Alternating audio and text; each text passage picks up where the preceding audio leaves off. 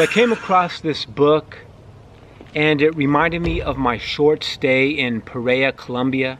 Pereira is a city about 100 to 130 miles south of Medellin, and it's in the Paisa region. And just like Medellin, Pereira is known as a city of eternal spring because year-round you have perfect spring-like weather. Anyways, when I first arrived in Pereira, I noticed that it had a really small town feel. But actually it's not that small. I think it has like 500,000 people. But compared to Medellin, it's small, and definitely compared to Bogota, it's a much smaller city. And even though it's small, I found that it had a lot of things to do. It had great restaurants, fun bars, parks, fitness facilities. In any event, when I first saw this book, I didn't know who wrote it. I just, noticed the cover. And it's interesting that in the book, the author says that, he assumed many people would pick it up just because of the cover. And that was interesting, but when I actually turned the book around, I noticed the first half of the paragraph. Anyway, the first paragraph read, "I've been all over the world and back many times over. I've seen beautiful cathedrals in Spain, and I've spun myself dizzy with my kids watching the strobes of the Eiffel Tower in France. I've walked the floors of historic buildings in London and stridden through Red Square in Moscow. I've glutted myself in Tokyo and Sao Paulo, Sydney and Singapore. I've been all over the world, and yet my favorite country is still my own. Largely for the places, but also for the people." So anyways, this really stuck out to me because this is exactly the same way I feel.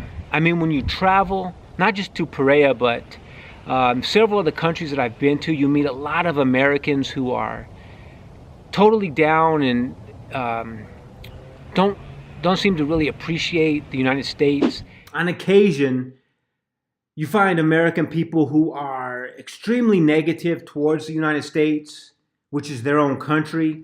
And I have met Americans who have denounced the US and somehow even said that they renounced their residency as a way to get out of paying taxes.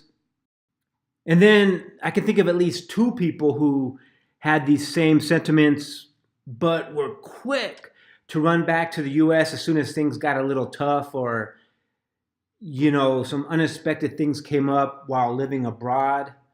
And in my opinion, from just the places I've been, the United States or America is definitely one of, I think, the best country that I've been to. I mean, I'm not saying that to disrespect any people or disrespect any other country, but it's kind of surprising how much people are against the United States. Americans are against their own country. So anyway, back to the book, America 51. This book was written by Corey Taylor, who many of you may know from the band Slipknot or Stone Sour. So what I got from the book is that we as Americans need to work as a whole together to make the country better. Taylor believes that most Americans are on the same page and have the same or similar concerns and desires, but they are divided by party lines. Taylor believes that most people are in the middle and have the potential to vote either Democrat or Republican. Taylor further states that most Americans are fiscally conservative and culturally liberal. However, people tend to get caught up in their emotions and then vote accordingly. To me, this was apparent in the 2016 election. I mean, you could just feel and can still feel the tension between people who were really caught up in their emotions. This was very evident on social media platforms like Facebook. It was interesting how people's political affiliation proved in many cases to be much stronger than the family unit or the friendship bond that people have developed over the course of their life. Another strange part is that most people want what's best for the country. They just get caught up with siding on the red or the blue, and they fall into the trap of the us versus them mentality instead of trying to work together to make the country a better place. All in all, I agree with a lot of things that Taylor says.